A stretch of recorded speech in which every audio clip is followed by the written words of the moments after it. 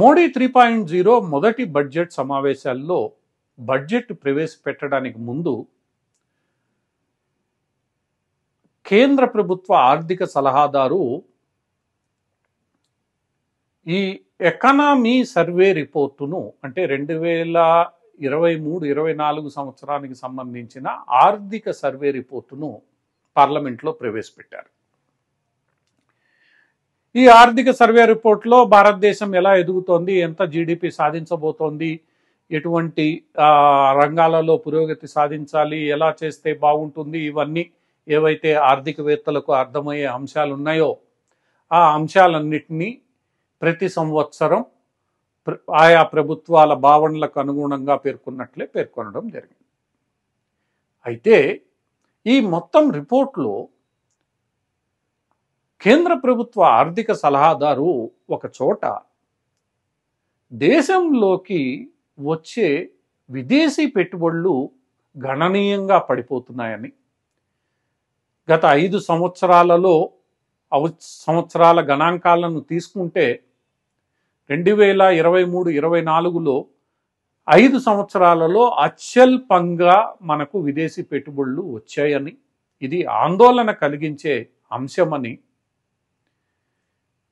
దీనిని మనం పూరించడానికి అంటే తగ్గిపోతున్న ఈ విదేశీ పెట్టుబడుల యొక్క నష్టాన్ని పూరించడానికి చైనా యొక్క దేశపు పెట్టుబడులను మనం మరలా తీసుకోవడానికి ప్రయత్నించాలని, అందుకు తగిన విధంగా నిబంధనలను సవరించాలని పేర్కొన్నారు. ఇందులో 2 అంశాలు. ఒకటి, గత 5 ఏళ్లలో నెమ్మదిగా విదేశీ పెట్టుబడులు తగ్గుతూ వస్తున్నాయని పేర్కొన్న అంశం. అలానే చైనా నుంచి విదేశీ పెట్టుబడులు ఆకర్షించడానికి ప్రయత్నించాలన్న సూచన. సో విదేశీ పెట్టుబడులు తగ్గుతున్నాయి, దానికి కోవిడ్ ఇవి రకరకాల అంతర్జాతీయ పరిస్థితులు కారణభూతమైనప్పటికీ అవి నెమ్మదిగా పెరుగుతాయి. కానీ చైనాతో మళ్ళా మీరు పెట్టుబడులు తీసుకునేలా వ్యవహరించండి, నిబంధనలను మార్చండి అనే చెప్పేదాని మీదనే కొంత అభ్యంతరం వ్యక్తమవుతోంది.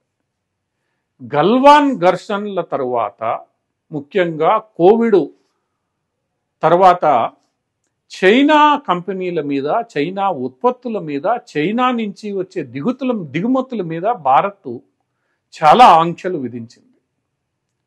ఒకానొక సందర్భంలో చైనా ఉత్పత్తులను, కంపెనీలను భారత్ నుంచి బహిష్కరించే దిశగా సాగింది. అంతేకాకుండా చైనాకు ప్రత్యామ్నాయంగా భారత్ను ఒక మ్యానుఫ్యాక్చరింగ్ కేంద్రంగా తయారు చేయాలన్న లక్ష్యాన్ని ప్రణాళిక రూపంలో ప్రకటించింది.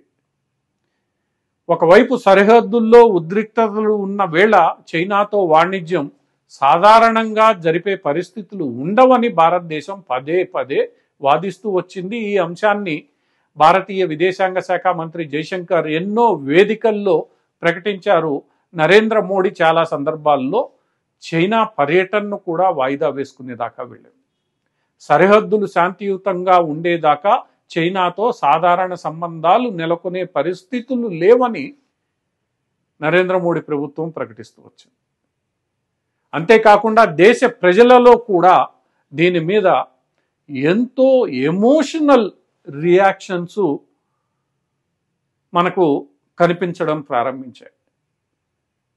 దేశ ప్రజలలో ఉన్న ఈ ఆవేశం ఒకానొక స్థితిలో చైనా బజార్ పేరుతో చిన్న చిన్న దుకాణాలు నడిపే వాళ్ళు చైనా పేరును మార్చుకొని భారత్ బజార్గా మార్చుకునే పరిస్థితికి వెళ్ళిపోయింది.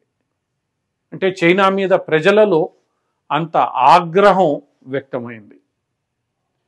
అటువంటి పరిస్థితులలో ఉన్నట్లుండి భారతదేశం మరలా చైనా పెట్టుబడులను ఆకర్షించేలా నిబంధనలు ఉండాలి, ఆ దిశగా ప్రయత్నించాలని ఆర్థిక సలహాదారు పేర్కొనడం కొంత చర్చనీయాంశంగా మారిపోయింది. ఈరోజు ఏ అంశాన్నైతే జాతీయవాద భావాలు కలిగిన వాళ్ళు చైనాకు వ్యతిరేకంగా మాట్లాడుతున్నారో, ఏ ఆర్థిక శక్తిని అడ్డం పెట్టుకుని చైనా భారతదేశం చుట్టూ ఉన్న దేశాలైన బంగ్లాదేశ్, శ్రీలంక, మారిషస్, మాల్దీవులు లాంటి దేశాలలో పాగా వేయాలని చూస్తోందో, ఈరోజు ఒక రకంగా చైనా యొక్క ఆర్థిక శక్తిని మనం అంగీకరించి దానిని మన దేశానికి ఆహ్వానించినట్లు కాదా అని వీరందరూ ప్రశ్నిస్తున్నారు. ఈ విషయంలో ప్రజల మనోభావాలు కేంద్ర ప్రభుత్వం సరిగ్గా అంచనా వేస్తోందా లేదా అన్నది కూడా చూడాల్సిన అవసరం ఉంది. చైనాతో సరిహద్దు వివాదం తేలేదాకా ఇలాంటి చర్యలు తీసుకోమని పదే పదే ప్రకటించిన కేంద్ర ప్రభుత్వం ఈరోజు ఉన్నట్లుండి ఎలాంటి సలహా జాతీయ అంటే కేంద్ర ప్రభుత్వపు ఆర్థిక సలహా మండలి నుండి తీసుకోవాల్సి రావడం ఎటువంటి పరిస్థితికి దారితీస్తోందోనన్న అంశం ఈరోజు దేశవ్యాప్తంగా చర్చనీయాంశంగా మారిపోయింది. ఏది ఏమైనప్పటికీ ఈ విషయంలో భారతదేశం ఎలా స్పందిస్తుందో చూడాలి.